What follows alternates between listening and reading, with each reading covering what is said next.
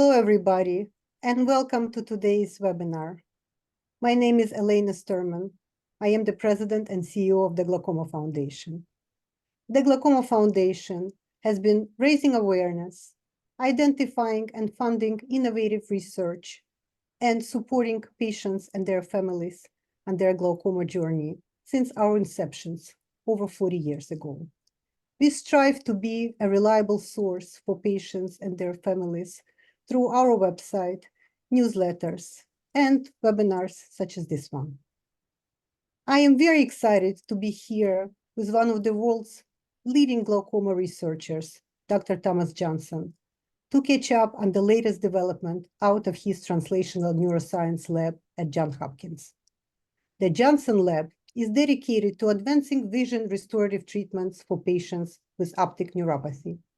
Their current challenging goal is to develop stem cell therapies capable of regenerating the optic nerve and restoring visions for patients suffering from glaucoma.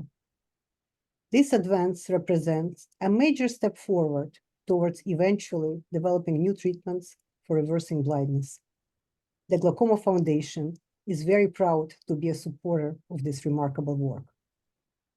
Dr. Johnson is a Shelley and Alan Holt Rising Professor of Ophthalmology at the Wilmer Eye Institute. He's a physician scientist who practices ophthalmology and cares for patients with glaucoma and cataracts in the clinic and operating room. He received his undergraduate degree from Northwestern University, his PhD in clinical neuroscience from the University of Cambridge, and his medical degree from Johns Hopkins University. He's been at Hopkins since 2010, where he also completed his internship in internal medicine, residency in ophthalmology, fellowship in glaucoma, and served as the Wilmer Eye Institute's Assistant Chief of Service from 2019 to 2020. Dr. Johnson is an active member of the American Glaucoma Society's Research Committee, the Association for Research in Vision and Ophthalmology's Program Committee and Advocacy and Outreach Committee, the American Academy of Ophthalmology, and the Society of Neuroscience.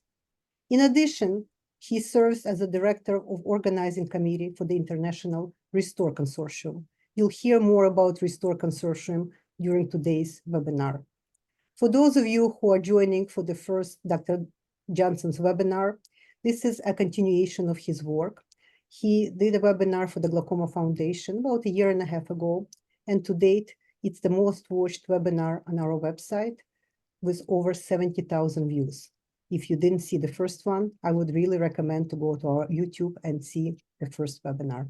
I know that this one will be just as interesting and exciting. I would like to thank Bausch & Lomb for supporting this webinar. For almost 200 years, Bausch & Lomb has been researching, imagining, and engineering innovative materials, technologies, and eye health solutions, helping people see better to live better. We are grateful to partner with them to bring scientists, clinicians, and patients together to learn about some of the most remarkable achievements being made today in regenerative medicine. I would like to give a special shout out to Tom Fergal and Kate O'Donnell from BNL. As always, there will be a question and answer session at the end of the presentation. You can ask a question by using a chat or Q&A button, and we will do our best to answer as many questions as we can. Now, ladies and gentlemen, please join me in welcoming Dr. Thomas Johnson, and let's begin. Well, thank you very much, Elena, for the invitation. It's an honor and a privilege to be here and speak with everyone that is listening to the call. I'm going to go ahead and share my screen. So as Elena mentioned, this is a second webinar in a series that follows on from one that we put together about a year and a half ago. And I have two goals for this webinar. The first one is to provide some exciting research that's being done both in our laboratory and some other laboratories all over the world that aims to bring forward treatments for human patients with glaucoma that might actually be capable of restoring vision or curing blindness. But the other goal is to empower the patients and their families and caregivers and friends that might be listening today to better understand what glaucoma is, why it threatens vision, and what we can do about it. Because I think for many patients, especially with a very complex disease like glaucoma, knowledge about what's going on and what we can do to help patients is one of the most important things that we can do. So I do want to share some disclosures. There are a number of companies that manufacture drugs and devices that have supported our research to various extents, but none of these are relevant to the content of this presentation. So I'm going to begin with a question. What is glaucoma and what does it do to cause vision loss? While some of this may be slightly redundant or a review from the first webinar, I think it's important to review some of the highlights to get everyone on the same page. And then you will see some new points being made very shortly. So glaucoma, if you Google it or hear about it on the news, oftentimes it's described as a disease that takes away your peripheral vision and leaves you with tunnel vision, sort of like what's shown here in the figure on the right. But I think that can be deceiving and problematic for a couple of reasons. First of all, it implies that patients have totally normal vision in the center and can therefore be relatively functional at all stages of the disease. And as we'll talk about in a second, that's not totally true. The second thing is that if you look at the picture on the right, you may say, well, if that happened to me, I would definitely realize that was going on. And I think the truth is that when glaucoma starts to affect your vision, it's much more subtle. It's much more insidious than what the concept of tunnel vision implies. In your peripheral vision, it does cause vision loss, but it's not perceived as a big black area of missing vision. Instead, your brain is very good at filling in those gaps. And instead, you might perceive a little bit of blurriness, or your brain might actually fill in content and totally make you miss things that are there. For instance, there might be a door here on this building, but your brain will automatically fill it in with bricks that are patterned like the rest of the wall. So you might not realize the door's there, but you wouldn't know by looking at this picture that there was something seriously wrong with your vision. The other issue with glaucoma is that it is one of the few eye diseases that, if not adequately treated, can progress to cause total and complete blindness. Like this, a patient totally unable to even perceive light.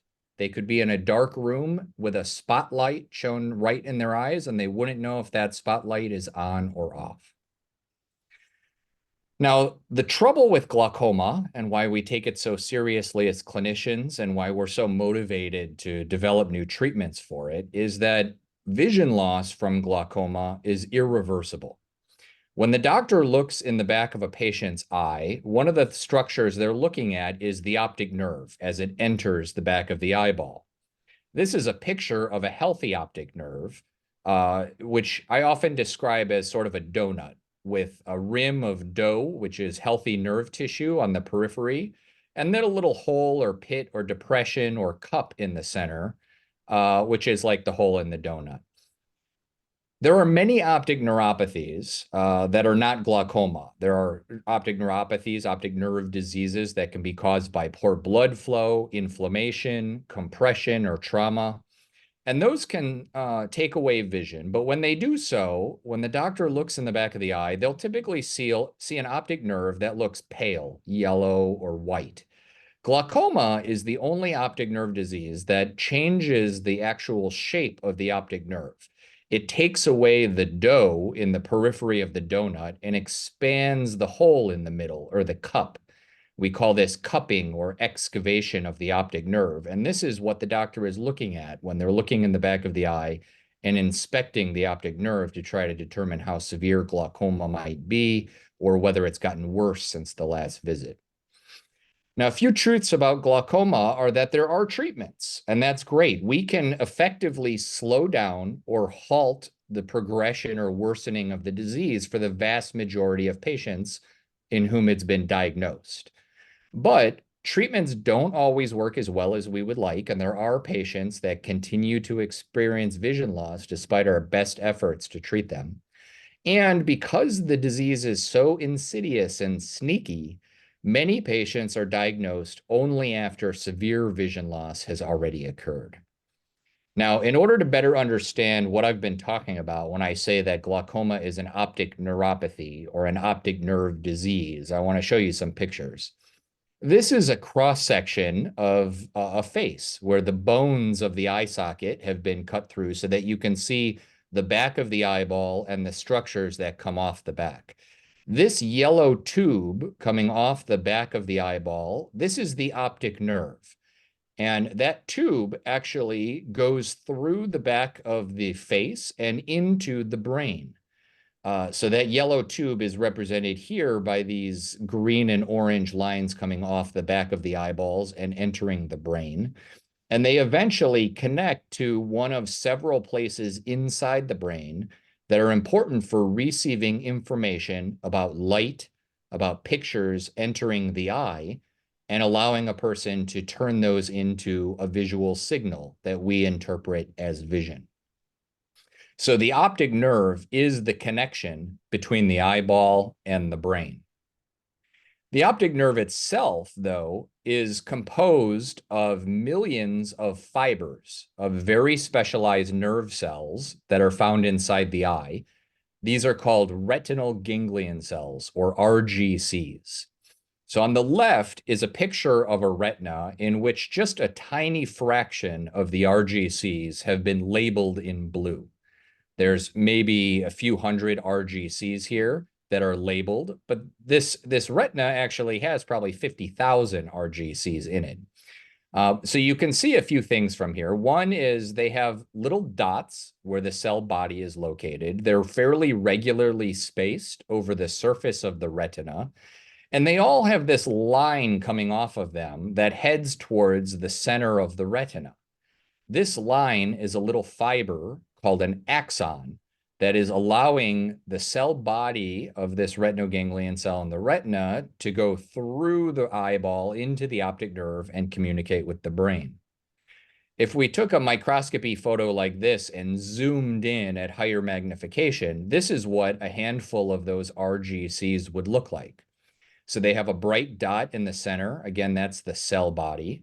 They have these bright fibers that all head towards the optic nerve. And then in addition, they have a whole bunch of little processes or arms that come off of the cell body and branch in kind of a complex pattern. In some ways, this looks like the branches of a tree. And people actually call this the dendritic arbor of the retinoganglion cell. The retinoganglion cells live within the retina of the eyeball. The retina is like the film inside a camera. If this is a cross-section of the eyeball up here, the retina lines the back wall of the eye.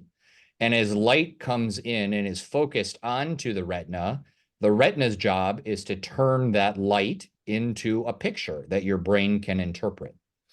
The retina itself is actually very complex and has several different cell types in it. The ones that you've probably heard of before are the rods and the cones.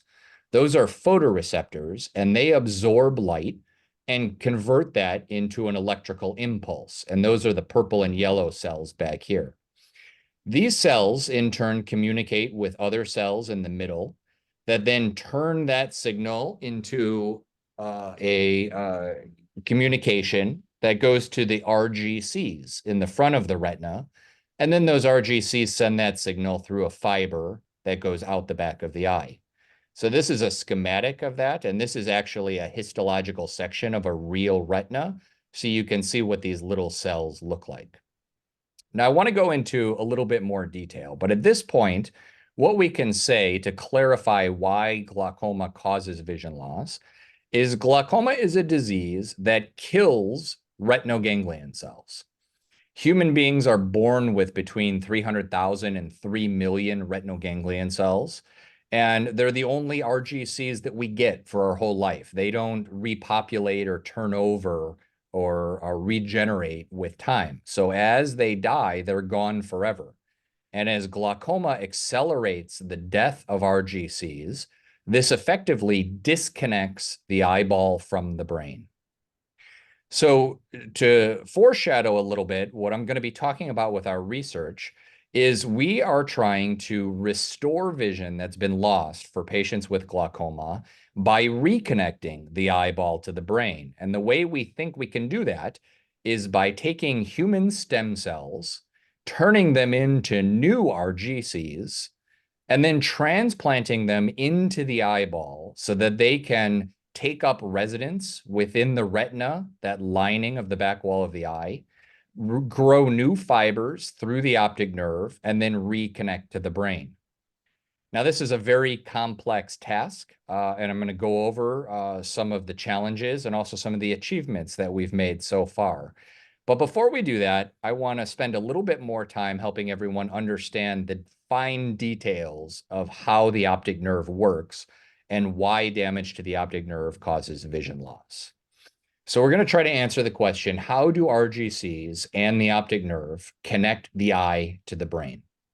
Well, I want to go back to a structure, the picture of the RGC. There's a little blob in the middle. This is the cell body or the cell soma, and this is sort of like the headquarters of the cell. It has all the DNA and the protein machinery. It has the mitochondria to produce energy. This is where most of the maintenance and activity of the cell takes place. Then it has these complex branching finger-like projections that come out of the cell body. These are called dendrites.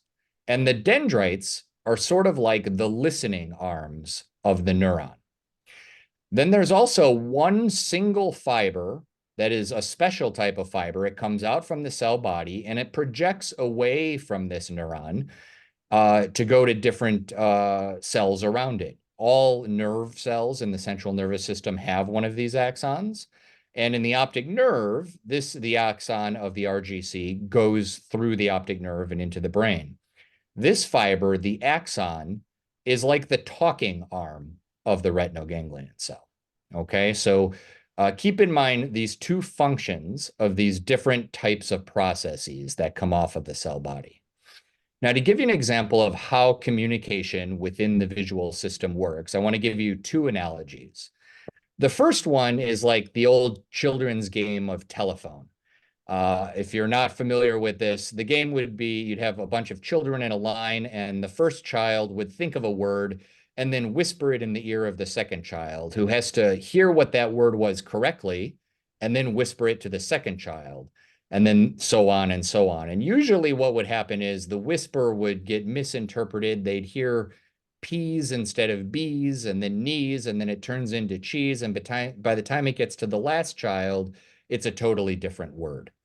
So this process of hearing a word and then processing it and then sending that to the next child in line, this is sort of a relay system.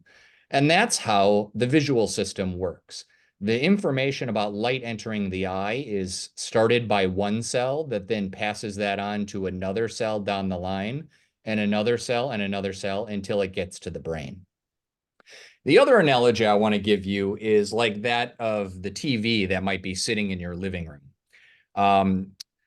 Sometimes all the wires and all the boxes can get a little bit complicated, but if you have cable, Verizon or Comcast, for instance, you might have a setup like this in your living room where you have a TV, you have a cable box that the company will mail you. You have an outlet in the wall that you have to plug the cable box into in order to get the pictures, and then you'll have an electrical outlet. And the cable box has to be connected to the TV through an HDMI cable. So the analogy here is that the TV in your living room is just like your brain.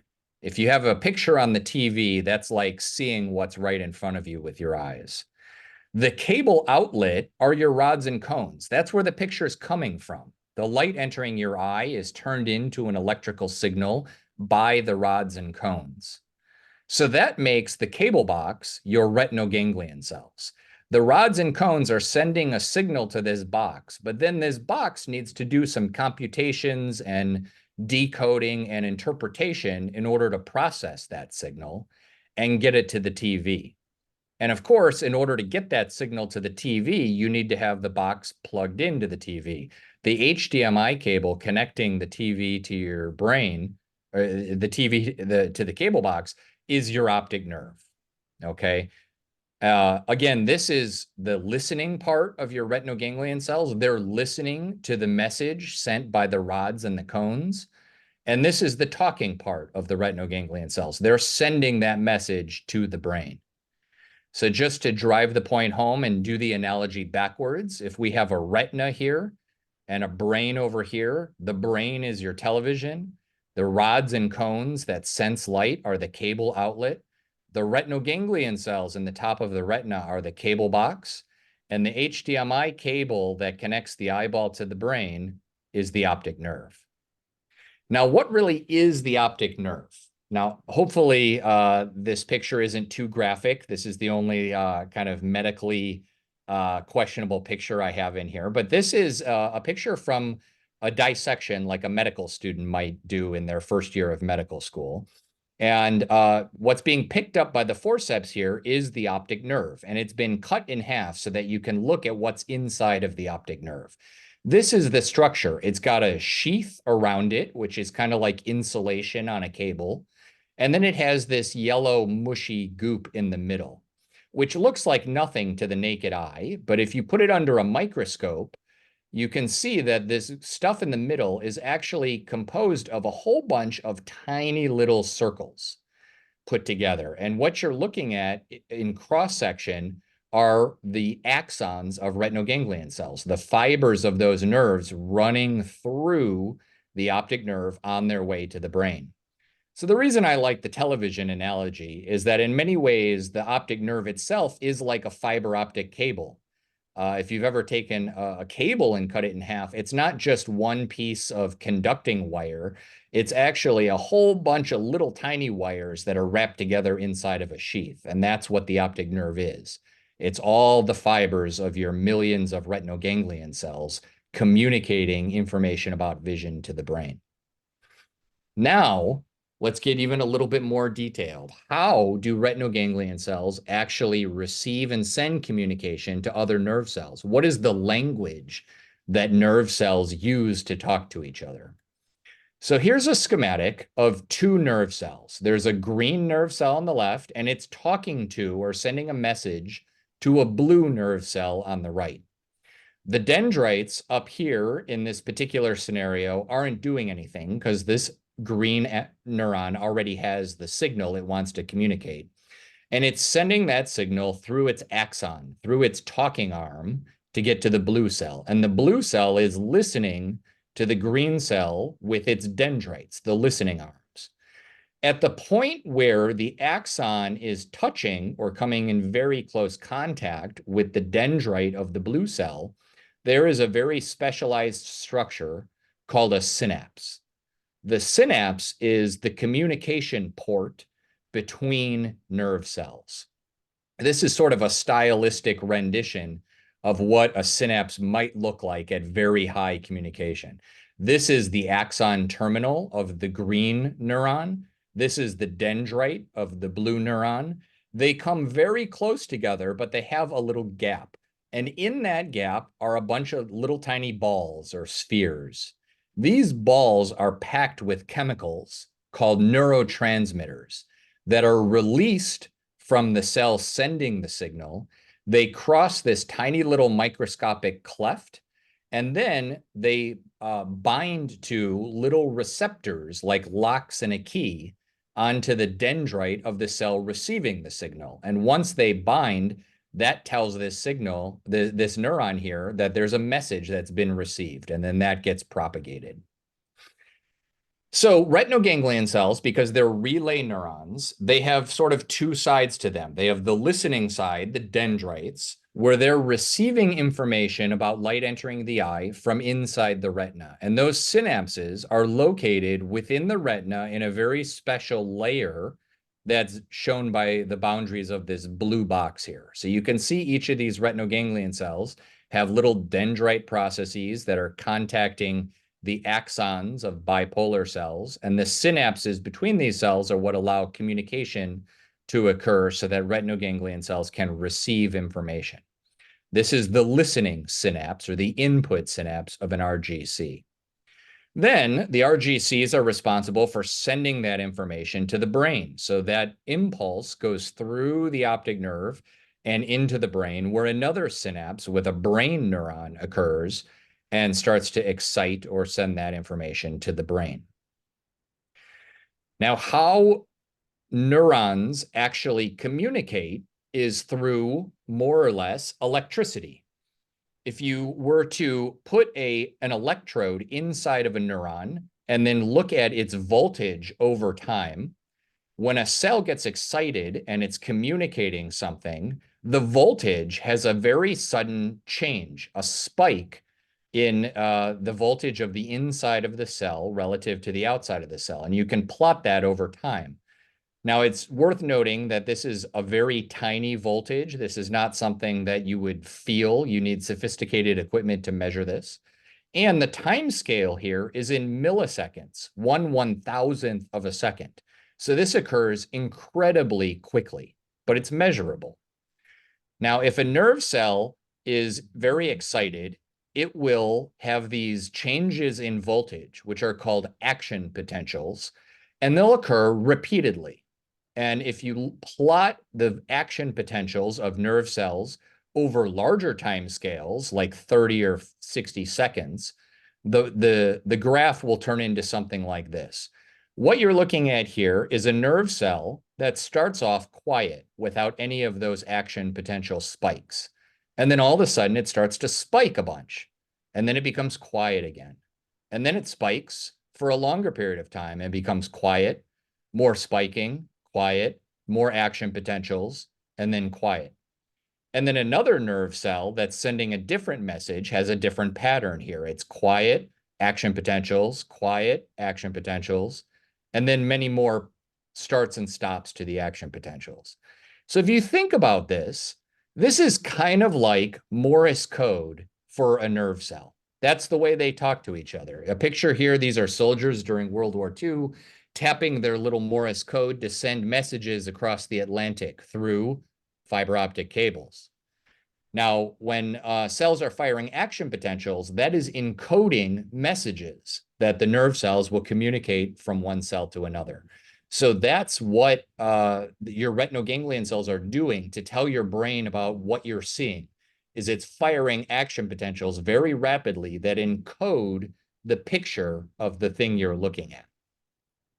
So I'm going to delve now into some of the work that we've been doing to try to restore retinoganglion cells and their function within the retina and optic nerve.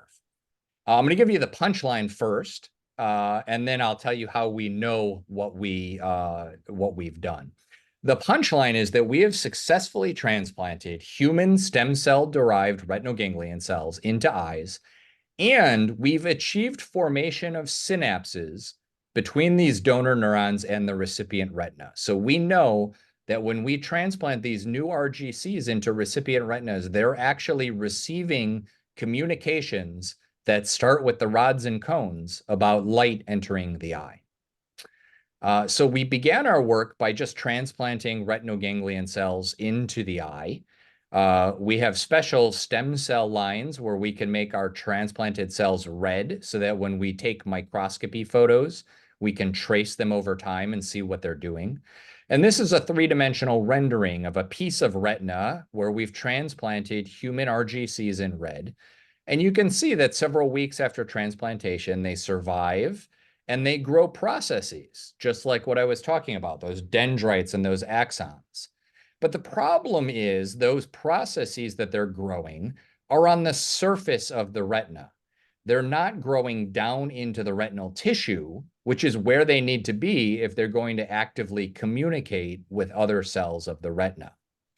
So one of the major advances that we've been able to contribute to the field so far has been the identification of a particular barrier in the retina that prevents transplanted RGCs from integrating with the retina appropriately. That barrier is called the internal limiting membrane, or the ILM. And we've developed a number of different methods where we can permeabilize or poke holes in the ILM, which then allow transplanted RGCs to get into the retina.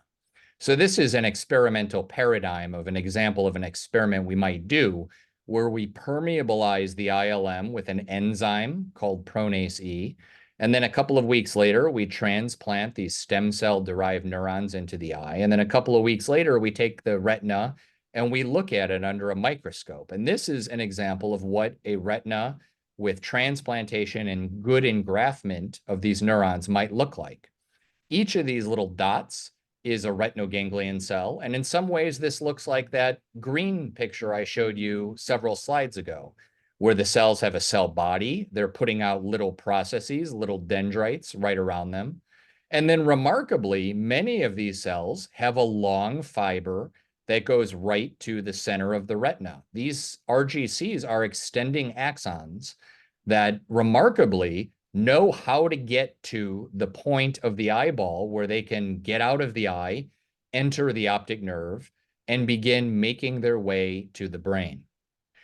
But we were very interested in knowing whether with ILM disruption, the cells were actually located in the correct part of the retina to begin communicating with the other cells. Again, this is the schematic where I've outlined the part of the retina where RGC dendrites, the listening arms, need to be located in order for them to communicate with the other retinal cells. This is an example of a transplant we did after disrupting the ILM. And here I want you to pay attention to this retinoganglion cell, which we're tracing in gray so that you can see it. When we put back all the tissue and then spin it around so you can see it in 3 dimensions, you can see that this cell actually is putting out these dendritic processes deep into that middle layer, the inner plexiform layer, underneath the superficial part of the retina. So this cell is actually now capable of putting dendrites into the part of the retina where at least the localization is correct so that this cell can begin receiving information about light from the other cells of the retina. So we've gotten donor RGCs into the correct location, but are they actually making connections with host retinal cells? Well, we've been answering this question in several different ways. The most simple way is to first just look at what our RGCs look like. So these are some tracings of various retinoganglion cells that we've transplanted into the eye and looked at several weeks later. And what you'll notice here is that they have processes that branch, but unlike that other schematic of an RGC that I showed you before, they don't seem to have one dominant branch that looks like it's going to become the axon and other little branches that look like they're the dendrites. It looks like these RGCs might not have actually determined which of these processes are going to be the listening arms and which processes are going to be the talking arms. But we can investigate that in greater detail by using some special stains in microscopy. These stains highlight proteins that can be specific to different parts of a cell. There's a protein called MAP2, which is only found in the dendrites of a neuron, but it is not found in the axon. There's another protein called SMI312, which is only found in the axon of a cell, but is not found in the dendrites. And when you have very immature neurons that haven't decided which process is going to become the dendrites and which is going to become the axon, they tend to express both MAP2 and SMI312 at the same time in all of their processes. So we looked at our tissue at several weeks after we transplanted the RGCs into the eye, and we found that, in fact, they do specify a mature set of dendrites and a mature axon. So the pink here are our donor RGCs. And the gold is MAP2, which is highlighting the dendrites or the listening arms. And the teal color is the marker for axons, the talking arms of the neuron.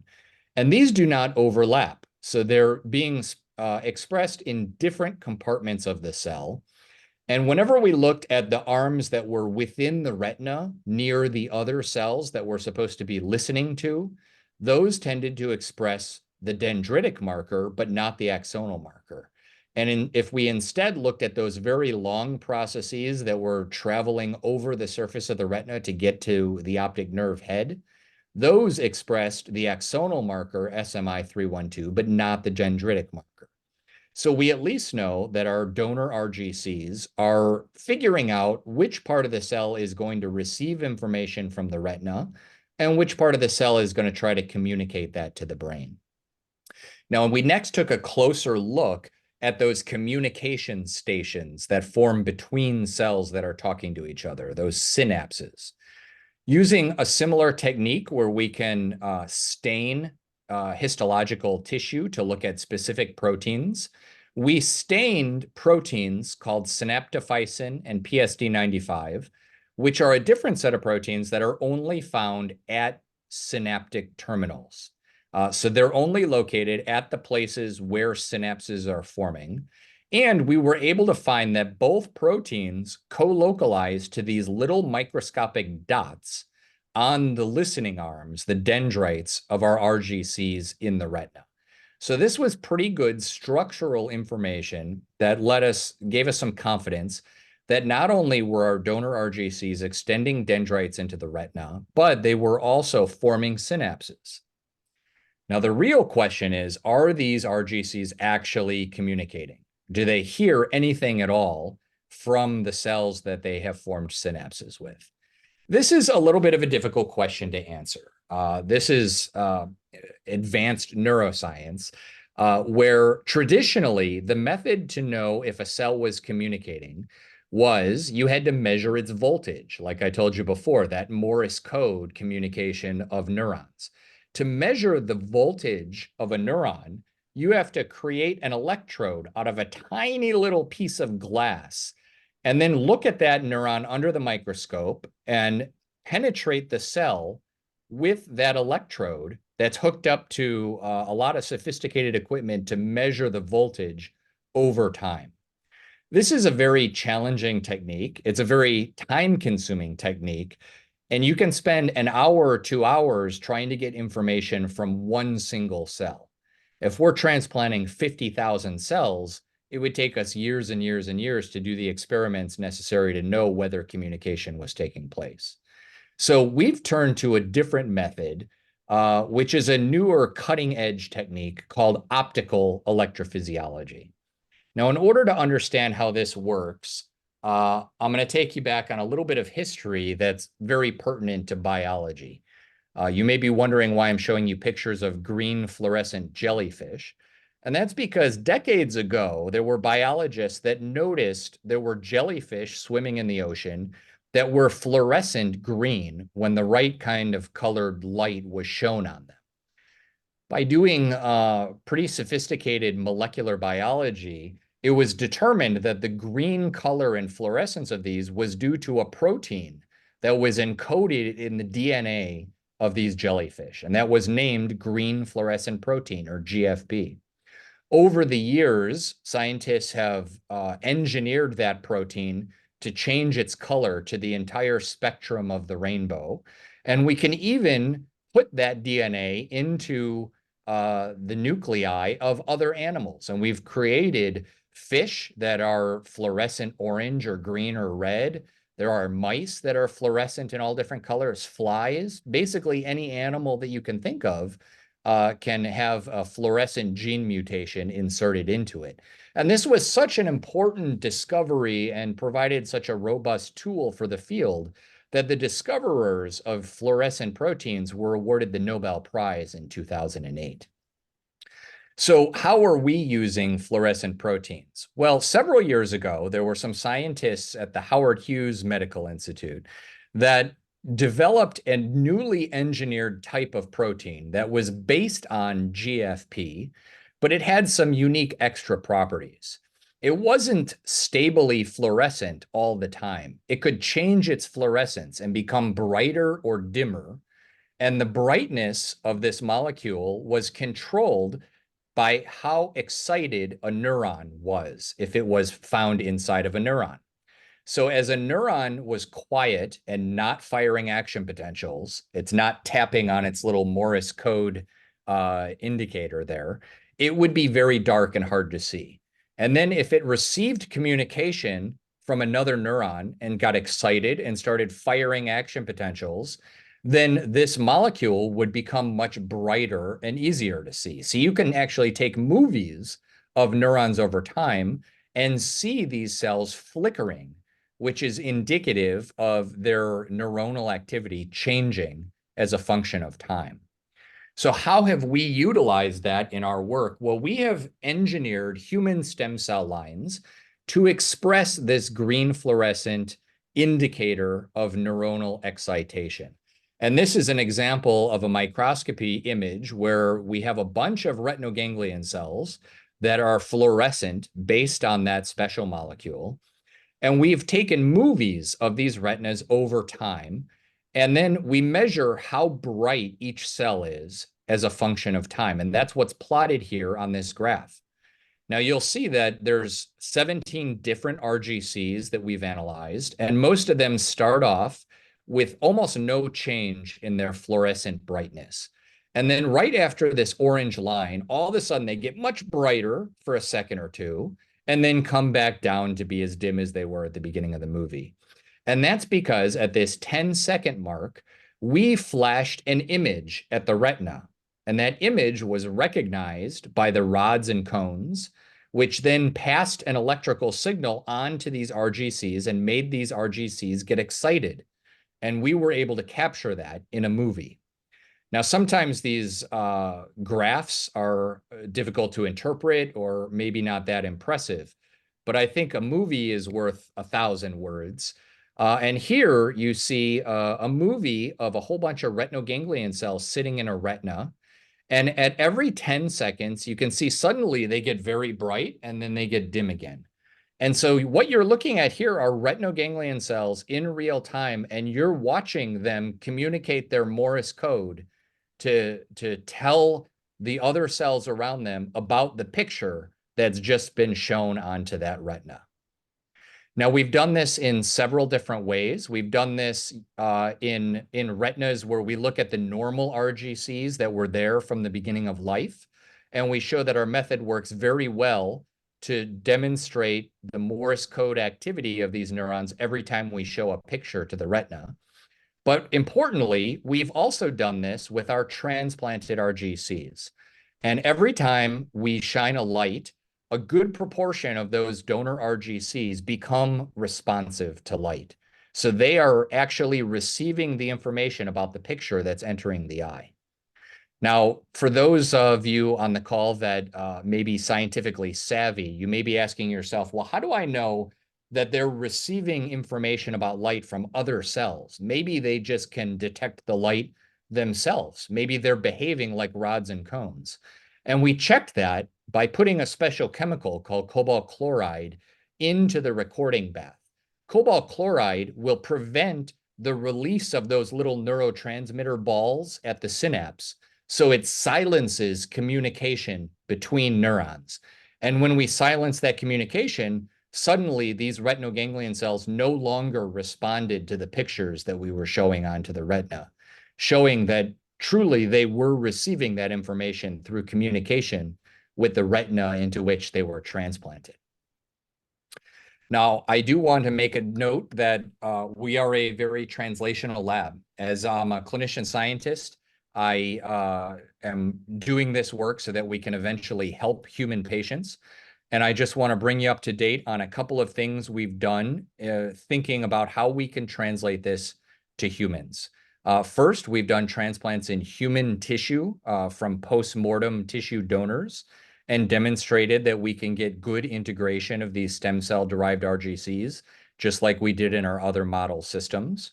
And more recently, we've begun to transplant into large eyes. These are eyes that are actually the size and shape of human eyes, which allow us to develop the tools and techniques that we will need in order to actually transplant cells in human patients. What you're looking at right now is the video of a surgeon at Wilmer named Jim Handa, who is peeling the ILM, that barrier to engraftment, off this retinal surface of a patient with macular hole. So this is a technique that we can repurpose in order to get retinal ganglion cells into the eyes of into the retinas of large eyes. And this is an example of one of those large eyes where we've looked at the tissue 2 months after transplantation. And again, you can see good survival of these cells. They put out dendritic listening arms into the retina, and they extend that talking arm, that axon, towards the optic nerve head. The final science slide here shows that in these large eyes, those dendritic listening arms are extending down into the retina right next to the bipolar cells and right into that specific region where we need them to be to form synapses with the host retina. So we still have a lot of work ahead. We still need to get RGC axons to get to the brain. Once they get there, they need to form synapses, communication stations, and they need to achieve connectivity. And importantly, that connectivity needs to be organized. So I want to leave you with one final anecdote here. We haven't yet talked about the organization of communication between RGCs, the optic nerve, and the brain. And in some ways, this is like those old-timey telephone switchboards that they would have in the basement of office buildings. You need to have each of those retinal ganglion cell axons communicating with the right nerve cells within the brain in order for the picture entering the eye to be interpretable to patients. So the analogy here is that if a patient is 100% blind from glaucoma, they've got a TV that may be perfectly fine, but it has no picture because it doesn't have a cable sending a picture to the screen. If we restore connections between the eye and the brain, but don't do it in a manner that's organized, you might get a picture on the screen, but it's going to look like television snow. It's not going to be an actual interpretable picture. Now, I do believe that within enough time, we will be doing clinical trials on human patients with glaucoma to test this therapy. But I want to make sure everyone understands the iterative process that this will take. The first patients that we do transplants on are likely to have no vision at all. And we will be delighted if we can achieve restoration of the ability to detect light. That might mean their television has some light to it, but you might not see a very clear picture. And then there's going to be iterations as we refine our ability to control connections between the eye and the brain. We might begin to see some contrast. A patient might say, well, there's something dark on this side of the room and something light on this side of the room. And as we get better and better, maybe some shapes will start to take place. Patients will gain the ability to navigate well-lit spaces. But it's going to take longer to begin to see clear things like faces and text and see pictures. So our ultimate goal, of course, is to give patients as good a vision as possible. But for patients that are wondering how soon will this kind of technology be available for me, we don't have a good answer for that yet, and we can talk about that in the Q&A.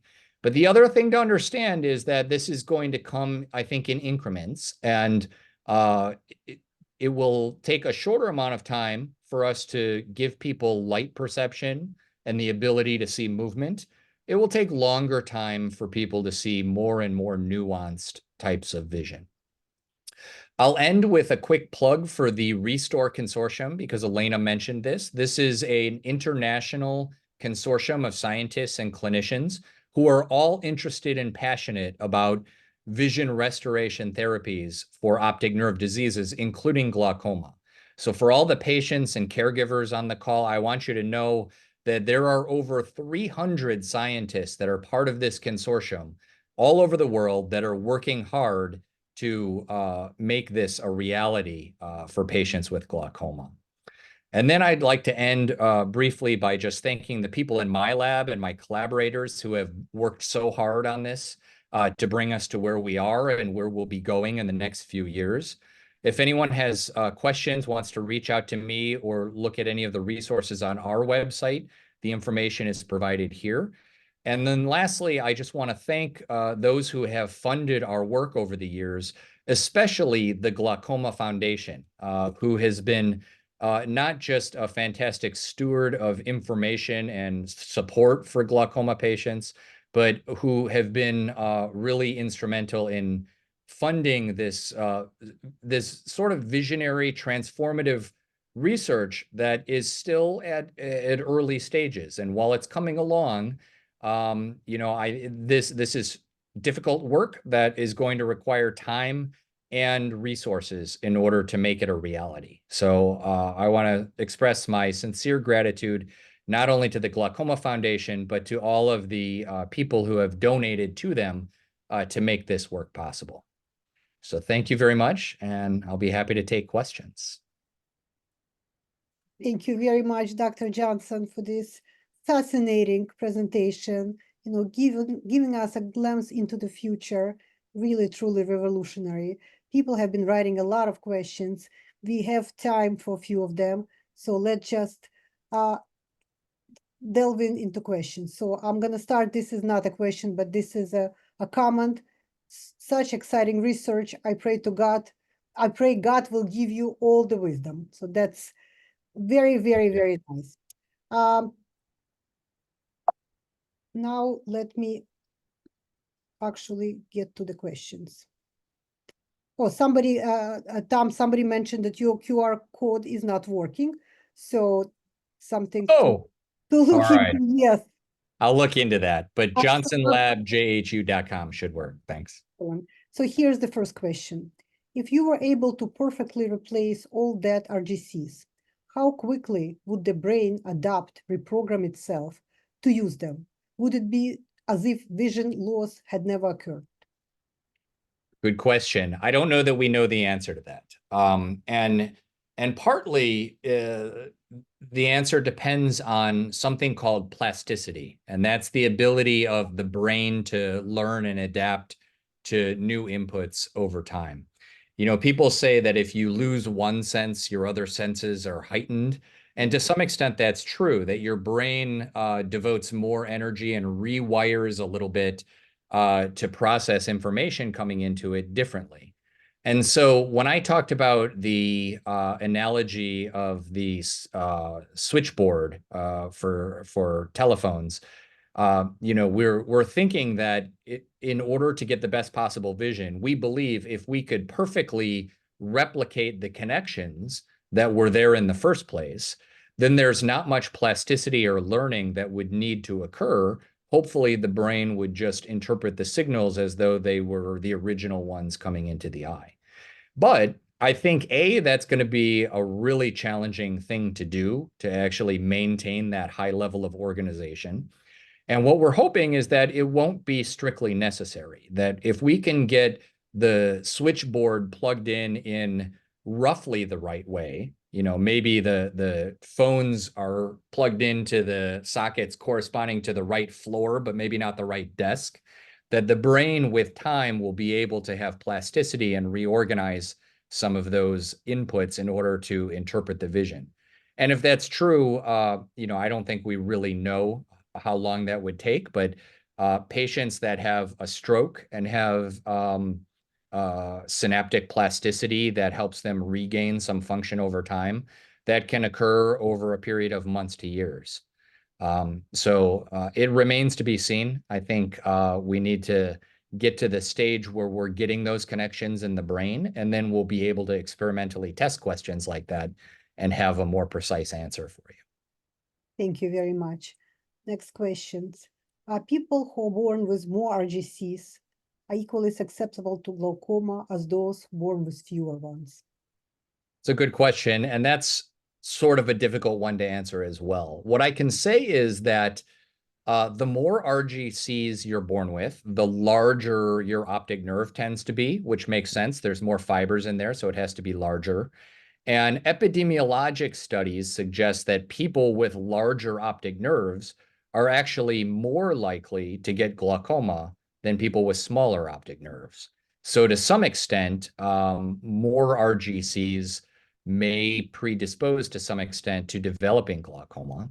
But the more RGCs you have, the more redundancy you also have in the system. So it may be that, well, what certainly would be is if you were born with 3 million RGCs, you could probably lose 1.5 million of them and maybe not even have any visual deficit that was recognizable by you or a doctor. Whereas if you were born with 300,000 RGCs and you lost, you wouldn't even have 1.5 million to lose. If you lost 200,000, you might have severe vision loss. So there's both a propensity to develop the disease, but then a difference in how quickly or severely a certain amount of nerve damage might affect you. And those kind of go in opposite directions for whether you'd rather have a lot of RGCs or a few RGCs to start. Thank you very much. Next question. What is the lag time between damage to the optic nerve and loss in a visual field? So that can vary depending on what the damage is due to. If we're talking about glaucoma, we don't know for sure. We think that in glaucoma, at least glaucoma that doesn't occur with a very high pressure, there probably is a lag period where high pressure in the eye is making a retinoganglion cell sick and dysfunctional. But maybe if you're able to lower the pressure within that window, you can rescue the cell and you may not see a visual field defect until it's been sick for weeks or months. But other diseases, for instance, types of glaucoma that cause very, very high pressure, like angle closure glaucoma, neovascular glaucoma, uveitic glaucoma, if you have a pressure of 50 or 60, that can be damaging to a ganglion cell and cause loss of the function of that cell within hours to days. So it partially depends on the severity of the injury. Thank you very much. Unfortunately, we have time for one more question, and here it is. Thank you for the presentation. The TV analogy is really appropriate. I have reduced vision in my left eye that I perceive as TV with static. Do you see additional challenges with people who have not completely lost vision versus those who have completely lost their sight? That's a great question. And it's another complex answer. It's not necessarily a challenge, but for people that have reduced vision, but it's not completely gone, then we're at a stage where any intervention that we want to do needs to be guaranteed or highly likely to give that patient better vision than they already have. And that's why my supposition is that we're going to start with people that have absolutely no vision at all, because essentially they don't have any vision left to lose, and any minor improvement will be headed in the right direction. If somebody has reduced vision, but still has some vision, then we'll need to know that the treatment we have is not going to hurt the eye and that it's able to achieve better vision than what they have already. So the challenge there is back to the wiring diagram, where we're going to need to be able to know that we can control the organization of the connections between the eye and the brain to such a degree that it's able to give that patient better vision than they already have. Now, the flip side, though, that I will tell you is even though the patients who are most likely to get the earliest transplants are most likely to have the most severe disease, the severest of diseases are also likely to provide the greatest challenges to getting the RGCs to survive and to connect properly. Because people with long-standing optic nerve disease who might be totally blind will have in their optic nerve scar tissue and neuroinflammation and things that could represent a hostile environment for transplanted cells. And patients that have less severe disease may have a more hospitable environment. So in the end, when we get to the stage of being able to support vision to the extent that we think we can help people with more and more mild cases of glaucoma, the therapy itself may actually work better in those patients. But until we get started, we won't really know for sure. Thank you very much. We reached the end of our webinar.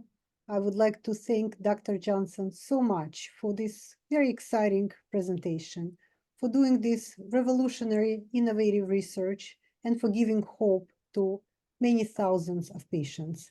I would like to thank our audience for joining with us, for your participation. I apologize that we couldn't get to a lot of questions. If you would like to listen to this webinar again, it will be available on our website and on our YouTube channel tomorrow. If you want to, I know Dr. Johnson is very good with answering questions. If you want to send me the questions, I'll forward them to Dr. Johnson and he'll respond to some questions. Thank you all again. Stay connected to the Glaucoma Foundation and have a good evening. Bye-bye.